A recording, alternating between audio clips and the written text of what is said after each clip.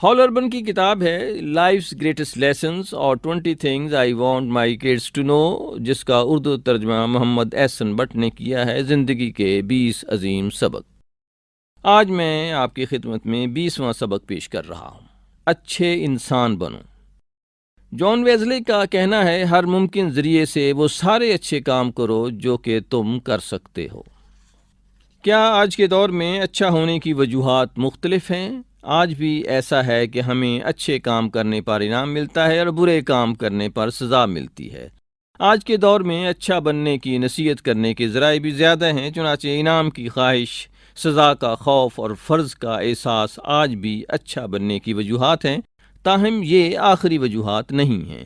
ان کے علاوہ ایک وجہ اور بھی ہے جو کہ زیادہ بنیادی اور زیادہ اہم ہے۔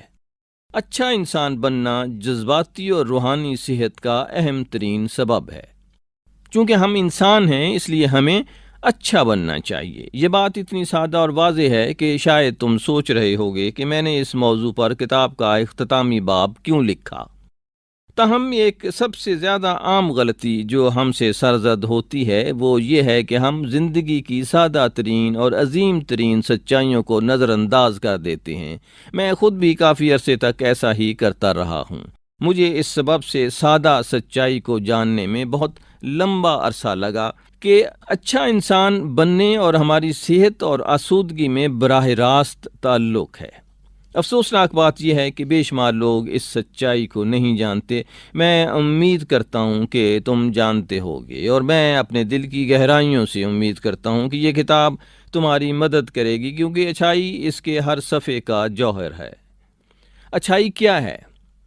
اچھائی سے میری مراد کیا ہے؟ اس سے میری مراد یہ ہے کہ ان اخلاقی اقدار کے تحت زندگی بسر کی جائے جو کہ اس وقت سے ہمارے ساتھ ہیں جب خدا نے دنیا تخلیق کی تھی۔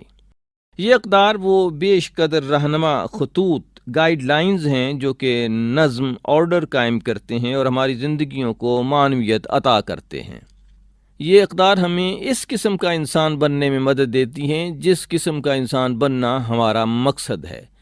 واحد طریقہ، اخلاقی اقدار کے مطابق زندگی بسر کرنا وہ واحد طریقہ ہے جس کے ذریعے ہم خود اور دوسرے لوگ سکون کے ساتھ، امن کے ساتھ، چین کے ساتھ جی سکتے ہیں۔ اس لیے اچھا انسان بننا سب سے اہم بات ہے۔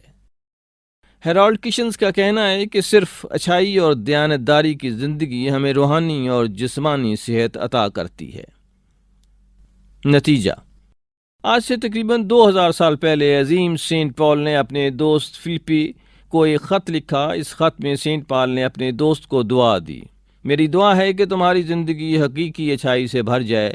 میری دعا ہے کہ تم ہمیشہ اعلیٰ ترین اور بہترین کو پہچاننے کے اہل رہو۔ مجھے امید ہے کہ یہ کتاب تمہیں اعلیٰ ترین اور بہترین کو پہچاننے میں مدد دے گی، اپنے اندر، دوسروں میں اور دنیا میں۔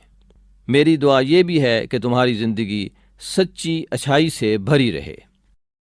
اظہر نیاز کو اجازت دیجیے۔ اللہ حافظ۔